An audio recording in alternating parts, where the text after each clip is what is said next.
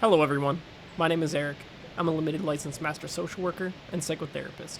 I've been working with children, youth, and adults for 10 years. On this week's episode of So, You Want to Learn Psychology? We're taking a look at the book that got me into the study of esoteric philosophy. Power of the Witch by Laurie Cabot is a great piece of esoteric literature for newcomers because it's both incredibly deep with the history, knowledge, and practical uses of witchcraft, and also manages to be one of the easiest books to read on the subject.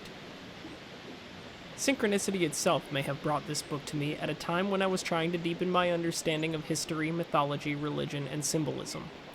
I say that because I stumbled upon this book around 2018 or 2019 when I was watching a YouTube video about the history of Halloween. I really got more than I bargained for with this book because, little did I know at the time, it's full of insights on how the history and practice of witchcraft in Europe was a major influence on the world of contemporary psychology, psychoanalysis, and Carl Jung's analytical psychology in particular. I'd already been reading Jung's collected works, and to see his name mentioned multiple times throughout this book opened my mind to the realization that our modern psychology really does go back hundreds, if not thousands of years. Esoteric practices like alchemy, astrology, and witchcraft really did lay the foundation for what today we study as psychodynamic psychology and psychotherapy. Hundreds of thousands of people go to school every year to get degrees in psychology without knowing, and I don't say this facetiously, that they are studying and practicing what formally belongs to the practice of magic and witchcraft. Cabot says in the book that witches were the first counselors, and she isn't wrong. Hundreds of years ago, your only source of counsel would have been to go through the church, who, of course, had all of the authority to heal through God's will alone. Witches, or more or less empowered women, who had superior knowledge of foods, herbal remedies, and medicines, would also provide counsel to their fellow women and villagers who were likely suffering under the tyrannical rule of a patriarchal system as well as their patriarchal husbands. As a woman in those times, who else could you have gone to if you were being mistreated in your own home? You would turn to the wise old woman who lived on the outskirts of your village. Obviously, the church saw this as subversive and demonic, so with the superior authority and might, they attempted to exterminate the witches through the infamous witch burnings of the 16th and 17th centuries. We have them to thank for the art of counseling, psychology, and psychotherapy today. Psychology is occultism. Modern-day psychology is divorced completely from its history, and part of the mission of Psych.osophy is to preserve this link to our past.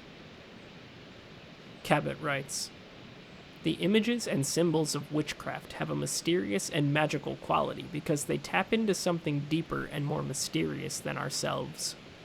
They trigger the ageless truths that dwell in the unconscious, which, as the great psychologist and student of world religions Carl Jung suggested, merge with the instinctual response of the animal kingdom and may even encompass all of creation. Jung tells us that the structure of the mind results from the interplay of archetypal energies that can be known only in images and symbols and sensed in ritual and numinous events. Deep inner knowledge from the unconscious cannot always be expressed in words. It often requires poetry, song, and ritual. Somewhere in the center of your soul is a sense of identity that you can never convey to another human being by words alone. You know there is more to you than you can see or express, just as you know that there is more to the universe than you can understand." I chose this book for this week's episode not because it frequently mentioned Carl Jung's work, but because Halloween is next weekend. In Northeastern Europe and in the Celtic tradition, Halloween is called Samhain. While an in-depth discussion of the tradition of Samhain is beyond the scope of this video, you can find much more detailed videos here on YouTube if you want, I want to focus on some of the psychological insights related to the holiday. Samhain is the beginning of the Celtic New Year. It marks the beginning of the season of death, when the light of the sun begins to fade and darkness and death consume the land. From October 31st until about December 25th to January 5th, these are the darkest days of the year. Crops and other vegetation have died for the winter, and the lively animals have all hidden away. We have this experience of death as humans, too. Seasonal affective disorder, or what's generally referred to as seasonal depression, is a real psychological phenomenon.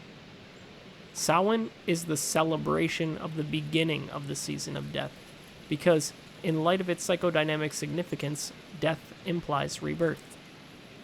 These holidays tend to lose their magnificence as we get older and lose the enthusiasm we once had as children, but the loss of magnificence does not diminish their significance. Just as the season of death inevitably comes to a close, we can expect that the beginning of our new year, or our celebration of the winter solstice, called Yule in the Celtic tradition, will bring about the rebirth of the earth through the sun.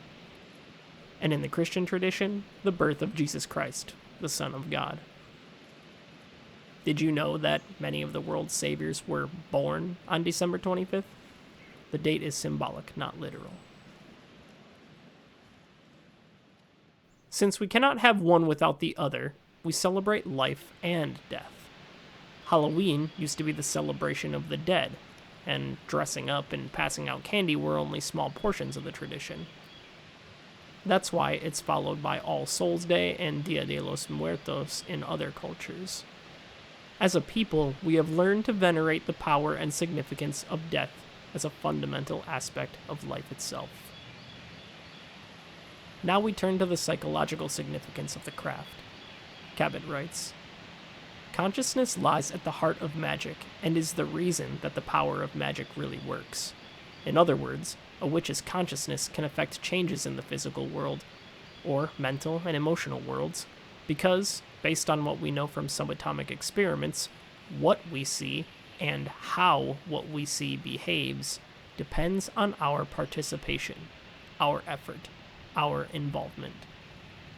Thought projections can become external realities because there is no separation of mental reality and external reality."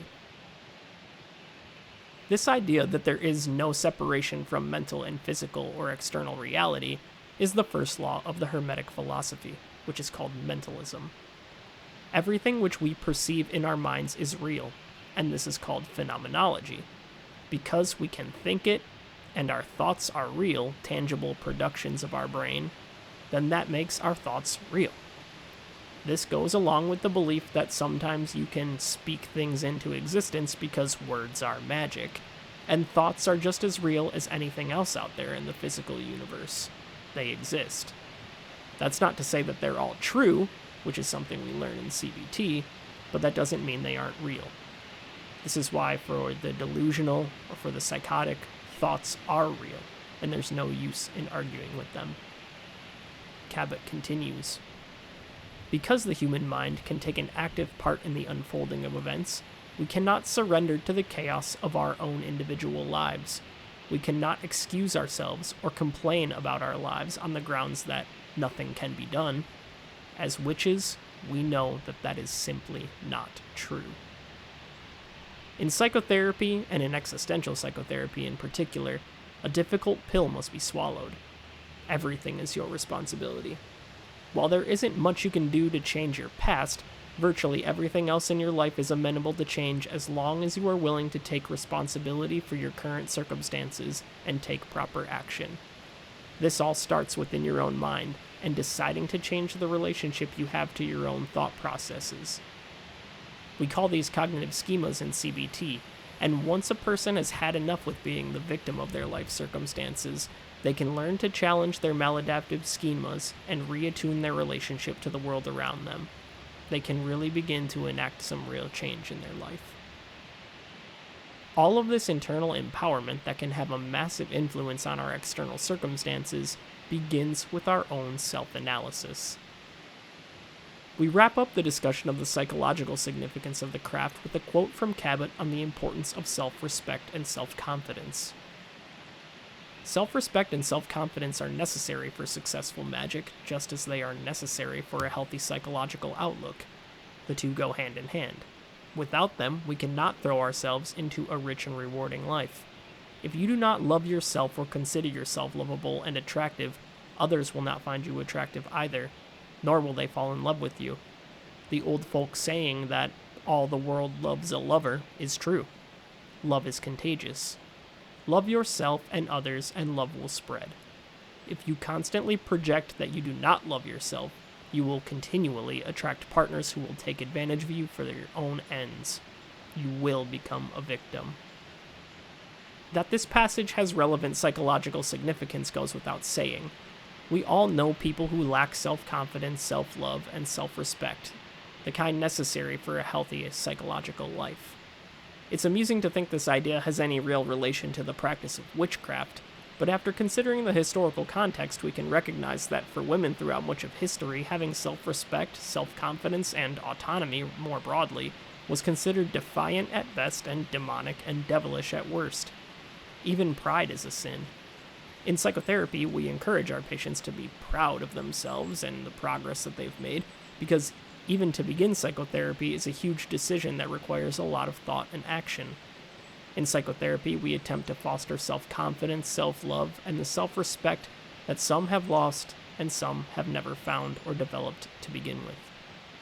Whether anyone identifies with ancient religions, paganism, Wicca, or practices of witchcraft hardly matters in the slightest. These ideas are universal, archetypal, and they apply to all people regardless of how they're perceived socially or judged by outside institutions. Some of my patients are highly religious, and while I'm not in the business of trying to convert anyone or changing their perspectives on religion, I do make it clear that psychotherapy is going to challenge some of the relations they have to their own personal value system. In fact, that's one of the inescapable components of psychotherapy, for better or worse. The bottom line is that psychology and psychotherapy is witchcraft. It is occultism. And when you engage in psychotherapy, whether you know it or not, you may just be asked to accept, consciously or unconsciously, the power of the witch. That concludes this episode of So, You Want to Learn Psychology? I hope you enjoyed. Next weekend is Halloween, and I intend to upload another video, but it'll likely be a little different from the rest of the videos in the series. As always, if you have any book recommendations, I'd love to hear about them in the comments section below. Thank you again for all your support. Until next time.